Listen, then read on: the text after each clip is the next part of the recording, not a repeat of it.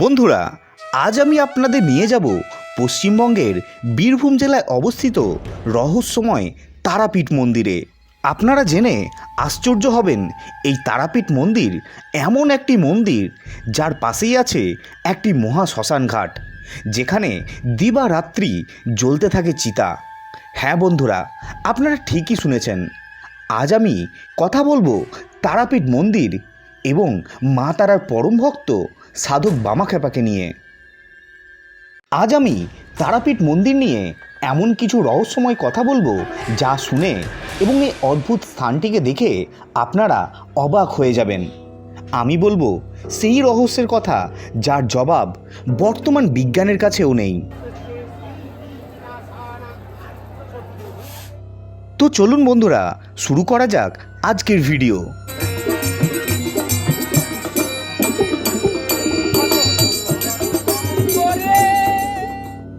তারাপীঠ মন্দির ভারতবর্ষের পশ্চিমবঙ্গ রাজ্যের বীরভূম জেলায় অবস্থিত। এই মন্দিরে শক্তির দেবী মা তারা বিরাজ করেন এবং এই মন্দির তন্ত্র সাধনার জন্য বিখ্যাত। তারামায়ের পরম ভক্ত সাধক বামাখ্যাপা তন্ত্র সাধনা করে তারামায়ের দর্শন পেয়েছিলেন এবং সিদ্ধি লাভ করেছিলেন। তাই এই তারাপীঠ মন্দিরকে সিদ্ধপীঠ বলা হয়। এই তারাপীঠ হিন্দু ধর্মের মানুষের কাছে এক পরম তীর্থস্থান। সারা বছর লক্ষ লক্ষ ভক্তরা আসেন মা তারার দর্শনে। যেহেতু তারাপীঠ তন্ত্র সাধনার জন্য বিখ্যাত, তাই দূর দূরান্ত থেকে অনেক মানুষ আসেন এখানে তাদের মনস্কামনা পূরণ করার জন্য এবং এই মন্দিরের আশেপাশে এবং মহা শ্মশানে হোম যজ্ঞ ও তন্ত্র সাধনা করে থাকেন।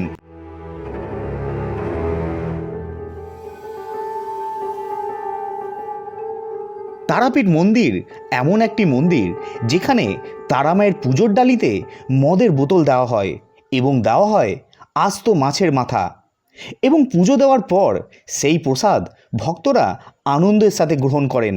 তারাপীঠ মন্দিরের পাশে মহা শ্মশানে আছে তারামায়ের পরম ভক্ত সাধক বামাখ্যাপার সমাধি মন্দির এবং তার পাশে আছে পঞ্চমুণ্ডির আসন, যেখানে অঘরীরা যজ্ঞে এবং তন্ত্র সাধনায় লিপ্ত থাকেন।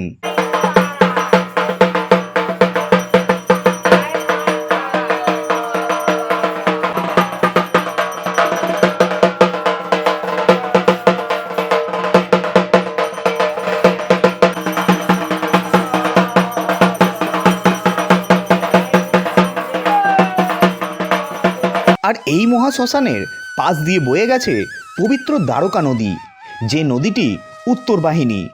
পবিত্র এই জন্যই ভারতবর্ষের বেশিরভাগ নদী উত্তর দিক থেকে দক্ষিণ দিকে প্রবাহিত হয়, কিন্তু এই দ্বারকা নদী ব্যতিক্রম। এই নদী দক্ষিণ দিক থেকে উত্তর দিকে প্রবাহিত হয়। আপনি যদি কখনো রাতের বেলায় এই শ্মশানে আসেন তাহলে বুঝতে পারবেন এই তারাপীঠ শ্মশানের কী মাহাত্ম্য। রাত্রিবেলা এই মহাশ্মশানের দৃশ্য কিছুটা আলাদাই থাকে। মনে হবে বর্তমান যুগ থেকে প্রায় 100 বছর পিছনে চলে গেছেন। চারিদিকে ঘুটঘুটে অন্ধকার, নেই কোনো বৈদ্যুতিক আলো। চোখে পড়বে প্রদীপ আর মোমবাতির আলো। ধূপের গন্ধে মাথা ভারী হয়ে আসবে আর কানে আসবে তারা মায়ের ধ্বনি, জয় তারা, জয় তারা, জয় জয় তারা। আর তার সাথে চোখে পড়বে অঘরীদের গান বাজনা এবং নৃত্য।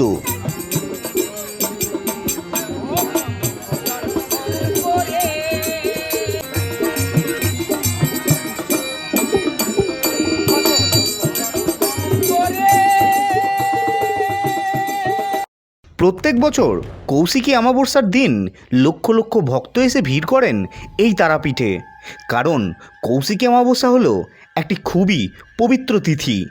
এই দিনেই মা তারার পরম ভক্ত সাধক বামাখ্যাপা তন্ত্র সাধনা করে তারামায়ের দর্শন পেয়েছিলেন। তারাপীঠ থেকে মাত্র 3 কিলোমিটার দূরে আটলা গ্রামে বামাখ্যাপার জন্ম হয়। বামাখ্যাপার সেই আদি বাড়ি এখনও বর্তমান। তারাপীঠ এলে এই আটলা গ্রাম অবশ্যই আসবেন। বামাখ্যাপার আসল নাম ছিল বামাচরণ চট্টোপাধ্যায়। তার জন্ম হয় 22শে ফেব্রুয়ারি 1837 সালে। পিতার নাম সর্বানন্দ চট্টোপাধ্যায়।